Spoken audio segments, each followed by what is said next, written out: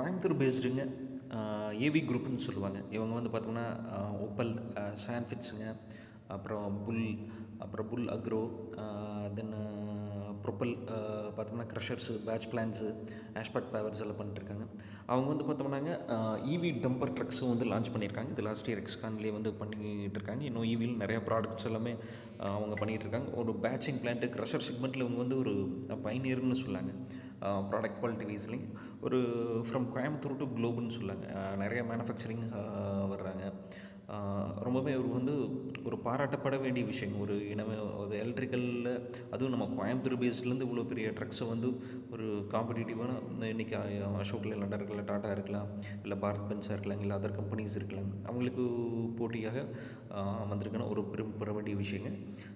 உண்மையுமே ஒரு Coimbatore based companies வந்து ஏன்னா ஆல்ரெடி வீணும் கோயம்புத்தூர் வந்து ஒரு இண்டஸ்ட்ரியல், அக்ரிகல்ச்சர், தென் ஐடி, தென் மெடிக்கல் எல்லாத்துலேயும்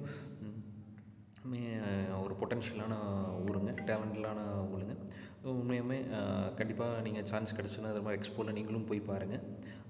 ப்ரொப்பல் இவி ட்ரக்ஸுங்க ஃப்ரம் ஏவி குரூப்ஸ்.